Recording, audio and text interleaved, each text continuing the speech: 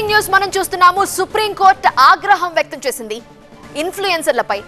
సమయ్ రైనా సహా 5 ఇన్ఫ్లుయెన్సర్లపై సీరియస్ అయింది సుప్రీం.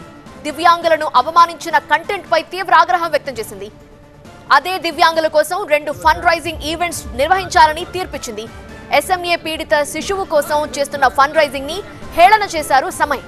దివ్యాంగులు సమాజానికి భారం అంటూ కామెడీ చేశారు సమయ్ రైనా. అదే షోలో విపుల్ గోయల్, బల్రాజ్ సింగ్, సోనాలి, నిశాంత్ తన్వర్ ఉన్నారు. వీళ్ళంతా కలిసి దివ్యాంగులని ఆదుకోవాలని చీఫ్ జస్టిస్ ఆదేశించారు. ఇక వీళ్ళు మారరు, సమాజం అంతా బుద్ధిలేని అడ్డగాడిదలు అని తిడుతున్నా, కేసులు నమోదవుతున్నా, కోర్టులు ఆదేశిస్తున్నా సారీ చెప్పటం, మళ్ళీ అదే చెత్త కామెంట్లు, కామెడీలు చేయటం. ఇండియాస్ గాట్ టాలెంట్ అనే ఈవెంట్లో సమయ్ రైనా నిర్వహిస్తూ ఉంటారు. అందులో ఇంకొందరు సోషల్ మీడియా ఇన్ఫ్లుయెన్సర్లు జత చేసి ఇలా అడ్డగోలుగా వ్యాఖ్యానాలు చేస్తుంటారు. ఇందులో భాగంగానే ఒక ఎస్ఎంఏ శిశువు గురించి మాట్లాడారు. ఎస్ఎంఏ అంటే స్పైనల్ మస్క్యులర్ అట్రోఫీ. ఆ శిశువు దాని నుంచి బయటపడాలంటే 16 కోట్ల రూపాయల విలువైన ఇంజెక్షన్ చేయాలి. ఆ కుటుంబంతో పాటు క్యూర్ ఎస్ఎంఏ ఫౌండేషన్ ఆ ఫండ్ రైజింగ్ లో ఉంది. దానికి మద్దతుగా నిలవాల్సింది పోయి అసలు దివ్యాంగులే సమాజానికి భారం ఉన్నట్టుగా కామెడీలు చేశారు ఈ దగుల్బాజీ టీం. దీనిపై క్యూర్ ఎస్ఎంఏ ఫౌండేషన్ కోర్టుకు వెళ్ళింది. ప్రజలు జీవించే హక్కుని హేళన చేస్తున్నారని కోర్టుకు వెళ్ళింది. దీంతో తీవ్ర ఆగ్రహం వ్యక్తం చేసిన చీఫ్ జస్టిస్ సూర్యకాంత్ ఈ ఈవెంట్ నిర్వాహకుడు సమయ్ రైనాతో పాటు మిగతా 4 చీల్చి చెండాడారు. అదే దివ్యాంగుల కోసం ఫండ్ రైజ్ చేసేందుకు 2 ఈవెంట్లు చేయాలని కూడా తీర్పిచ్చారు. ఈ ఇన్సిడెంట్ కి సంబంధించి పూర్తి వివరాలని అందించడానికి మా అసోసియేట్ ఎడిటర్ మహాత్మా సిద్ధంగా ఉన్నారు. మహాత్మా, ఎంత దౌర్భాగ్యం దివ్యాంగుల పట్ల ఇట్లా కామెడీలు చేయటం, వీళ్ళ మీద ఏదైనా చర్యలు కూడా తీసుకుంటే బాగుండు అని చాలా మంది జనాలు అభిప్రాయపడుతున్నారు. సుప్రీంకోర్టు ఎగ్జాక్ట్ గా ఏం చెప్పింది? సుప్రీంకోర్టు ప్రధాన న్యాయమూర్తి సూర్యకాంత్ అలాగే జస్టిస్ జోయిమలా బాగ్చి నేతృత్వంలోని ధర్మాసనం ఇవాళ ఈ కేసును విచారణ జరిపింది. క్యూర్ ఎస్ఎంఏ ఇండియా ఫౌండేషన్ దాఖలు చేసిన పిటిషన్ మీద ఈ విచారణ చేపట్టిన క్రమంలో ఎవరినైతే ఎగతాళి చేస్తూ హేళన చేస్తూ వీళ్ళు వీడియోలు చేసి వైరల్ చేశారో ఆ వర్గానికి, అంటే ఆ దివ్యాంగులకు మేలు జరిగేలాగా ఒక కీలకమైన తీర్పునిచ్చిందని చెప్పవచ్చు.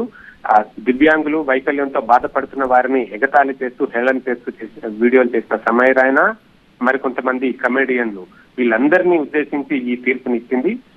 ప్రతి నెల కనీసం 2 వీడియోలను వారు చేయాల్సి ఉంటుంది. అది కూడా ఈ దివ్యాంగుల గౌరవాన్ని, ప్రతిష్టను పెంపొందించేలా ఉండాలి. And at the same time వారి సంక్షేమం కోసం, వారికి అవసరమైన వైద్య సహాయం కోసం ఒక కార్పస్ ఫండ్ ని తయారు చేయాలి. ఆ ఫండ్ రైజ్ చేసేలాగా ఈ వీడియోలు ఉండాలి అంటూ కూడా సుప్రీంకోర్టు ఆదేశించింది. తద్వారా ప్రతి నెల ఒక 2 వీడియోలను ఈ సమయ్ రైనాతో పాటుగా మిగతా కమెడియన్లు చేయాల్సి ఉంటుంది.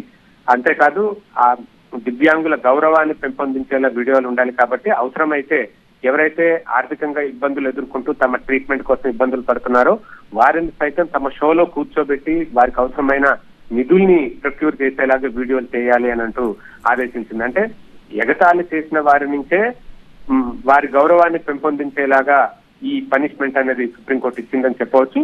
ఇది ఇంతటితోటే ఆగిపోదు. కేసు ఎలాగో రిజిస్టర్ అయింది, కేసు ఇన్వెస్టిగేషన్ కొనసాగుతూనే ఉంటుంది. దానికి అదనంగా సుప్రీంకోర్టు ఇచ్చిన ఆదేశం ఇది.